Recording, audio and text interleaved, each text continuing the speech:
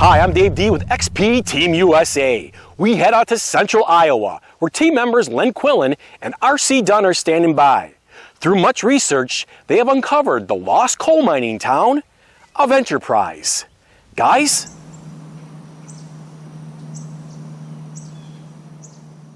There's a land that is fairer than day, and by faith we can see the fall. For the Father waits over the way to prepare us a dwelling. These faces represent the struggle for the American dream at the turn of the last century. They endured 12 weeks on the Atlantic with their families and all their possessions for a chance to better their lives. Arrival on our eastern shores only guaranteed one thing for these families: adversity. With the clothes on their backs and little money in their pockets, it would take an additional 3 months for their journey to end here, the bustling coal town of Enterprise, Iowa, 1903.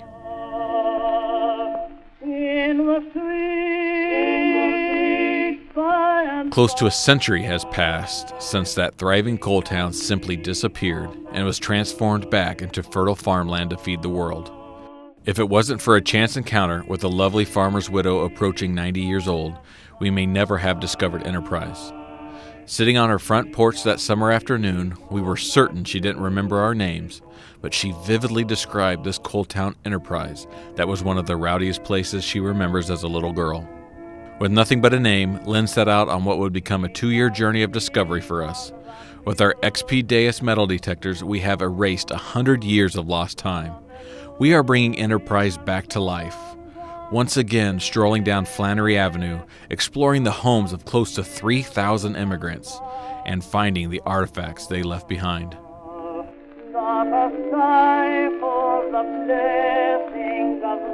Hey, good morning, group. Lynn here, XP Team USA. I'm in the field. I just got an 85.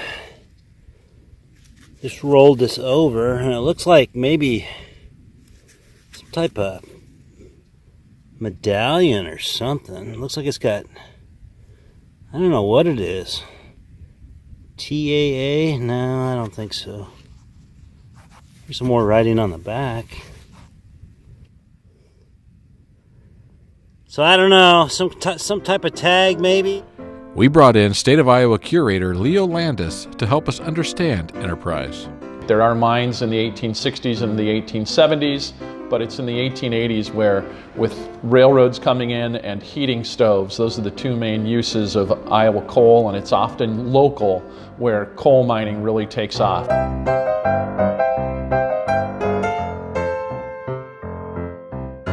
Coal mining was a way to work your way up the economic ladder in the United States, and especially in Iowa. So if you were a miner coming to Monroe County or Marion County in the 1890s, you hoped you were going to better your life. That was your entry level into American society. You were often an immigrant, African Americans coming up from the South who wanted to live in a more equal society.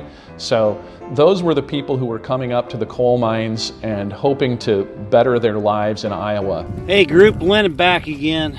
I am finding relic. Just about back to the end of my row here. Look at this. Hit like a 91. I'm still in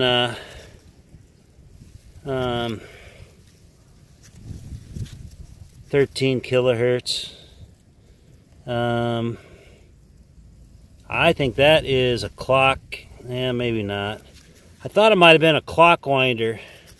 Maybe it's not. I don't know for sure, but it sure is nice looking, whatever it is. One important way the mining families were able to better their lives was by sending their children to school. Enterprise had a school. Photographs that are in the State Historical Society's collection show a very diverse group of children attending that school. The schools then represent the population of Enterprise, so it's likely most children went to school rather than doing any work in Enterprise. When not in school, one thing's for certain: the children loved playing with marbles.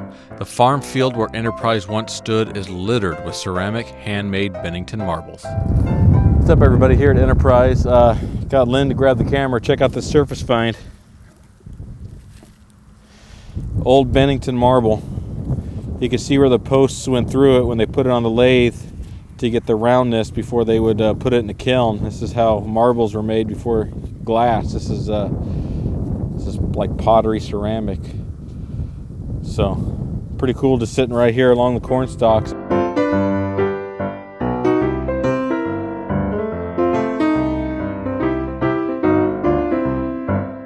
The children may spend their days above ground, but in Enterprise, the men worked long hours deep below the earth. We have found countless horse and mule tack, hammerheads, and pneumatic picks. One unique find was an axe head designed to harvest blocks of ice in the winter. All right, group. Boy, it's been about 300 yards since I've even had a good signal. This one came in really strong at 88. It looks like it definitely looks copper. I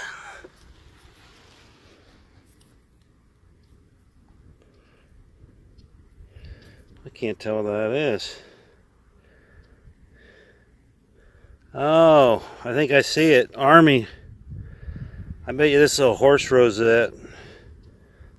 Yeah, I don't know. It's hard to say. We'll clean it up when we get home, but it's pretty big. It's about the size of a silver dollar, so I'm thinking it might have been on a horse. I'm pretty sure. But anyway, we'll catch you later. The types of mines that we had in Iowa were typically deep mines. The shafts ran several hundred feet deep. The style of mine was largely called a room and pillar mine, and a room would be a section where you were actually operating and mining the material, mining the coal, and a room was about 30 feet wide, so that was the room, and the pillars were what supported the mine from caving in. The men would take an elevator down, mules are used to haul the coal, and then probably a steam locomotive perhaps. I think there was a small steam locomotive from what the records indicate that would also help move the coal on the property. Lynn here out the cornfield again. I'm a little nuts, mid-30s. Frost in the ground some spots, but this is what it looks like when you turn over frost. It's just big chunks of stuff. But then over here on the raised part by the stalks, it's like sawdust, so it's really easy to get into some targets that way. But I just hit one of my better targets here, 85, and I had to break that up. I could have damaged this very easily with my hand digger. I was trying to break that frost piece apart, but it definitely looks like something that went on a necklace, or maybe a bracelet, like a key charm. I can't tell what that is. I don't know if that's a dog or what, but definitely brass, I think, or old. Maybe it's just copper or something. Maybe it was plated, but nice little piece. It goes without saying that mine safety in 1903 doesn't meet the minimum standards of mining today. Newspaper articles do list fatalities at Enterprise. However, the Miners Union had a strong presence there. Miners across the state of Iowa were represented by the United Mine Workers, the National Mine Union. Beginning in 1898, that was when the United Mine Workers would negotiate with the Iowa Coal Operators Association. That was the business side of it, the owners. And so there'd either be an annual contract setting what rental rates might be. There might be other criteria on, how payment might be handled at the company store. All right, so got an 82 right here. We've been pulling a lot of Indian head pennies. Good repeatable tone right at 80, 81. So let's see what we got.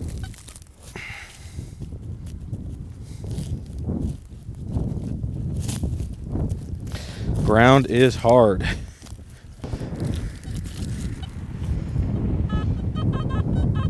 All right, so it's in the plug here.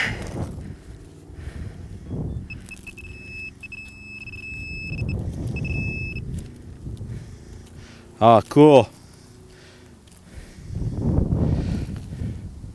Old key. Oh, and it still bends. Look at that. Real tiny skeleton key. Rang up 8081 on our sifter program. This is the kind of relics we're finding. I mean, we're finding silver, we're finding all kinds of stuff, but you know, this was a town of 700, so you know, you're gonna find relics like this out here. Pretty neat. On our next episode, we'll follow the home life of one Italian family at Enterprise.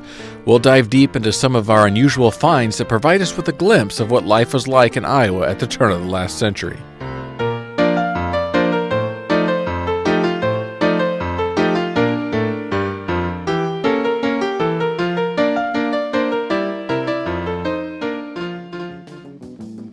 Hey everyone, XP Sonia here. And you know what that means. It's time for our Day of Standees.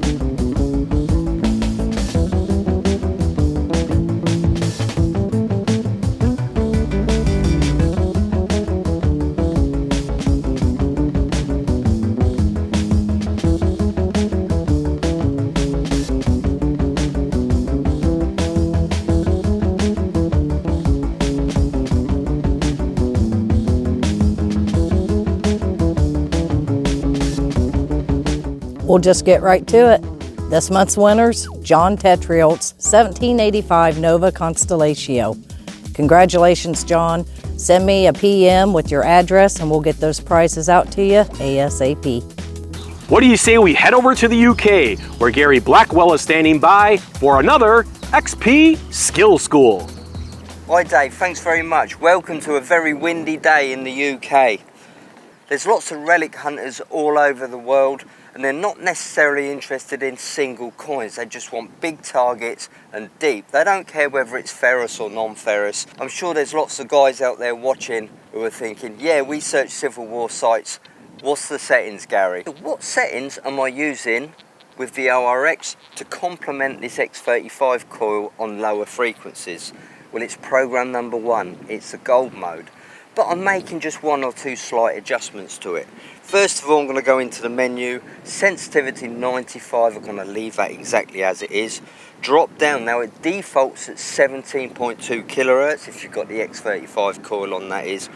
I'm going to lower the frequency down to 4 kilohertz. Drop it down 1 more, reactivity 2, probably going to leave that for a bit. Let's drop it down 1 more. Disc IAR, I'm going to turn that right up to 5.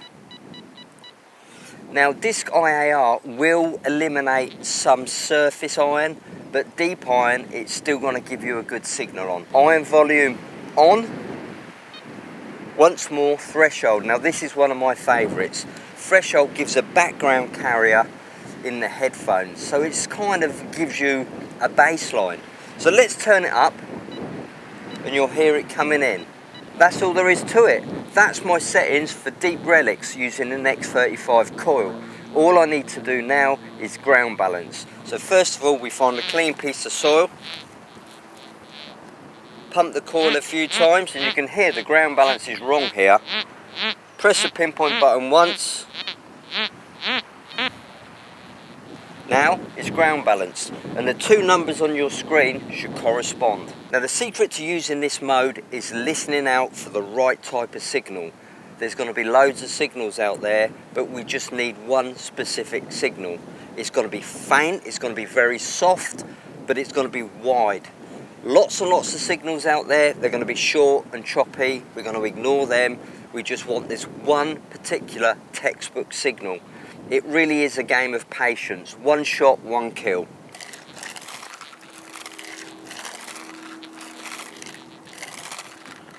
You can hear the thresholds in the background there just bubbling away. Low tone, that's iron. But don't forget, our deep target, even if it's iron, will give us a positive signal.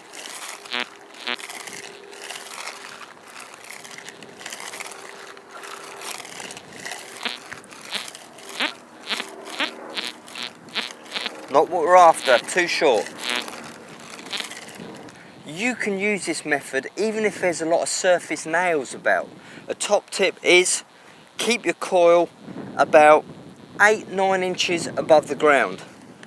And now you're going to be eliminating the small nails. And believe it or not, the detector will actually go deeper on bigger targets if you take the small surface nails out of the range. There's another big target, purely ferrous, not what I want. These are all little irony signals.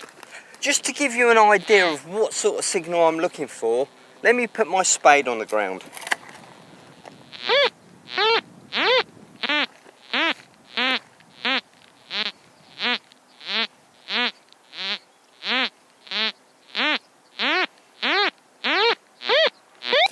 Can you see what I'm saying now? Although the spade is ferrous, it still gives the non-ferrous sound at depth because it's a big target and the IAR will not reject this type of target. Here we go. It's quiet.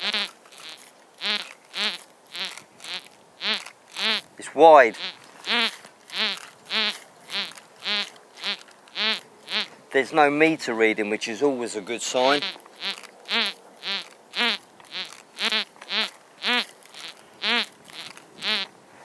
Now that's the sort of target that gets me excited. It could be ferrous, could be non-ferrous, I really don't know.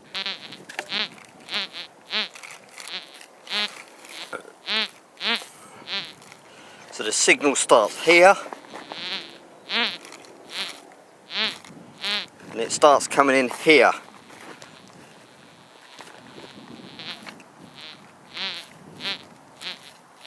It's interesting to see that this target is quite big this way, but very narrow that way.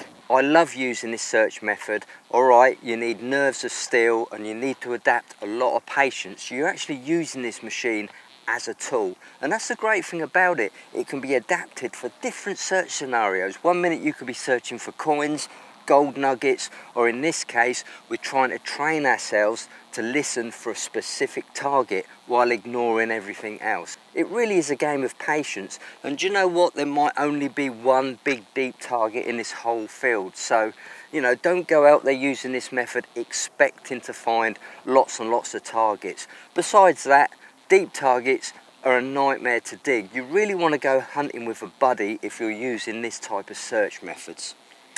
I'm interested to see what this target turns out to be, and you guys are going to have to tune into the next show to see me dig it live. So it's back to you, Dave. Wow, now that's a target. I just might come over to the UK and help you dig that one up. Thanks for joining us, everyone. I'm Dave D with XP Team USA. We'll see you next time.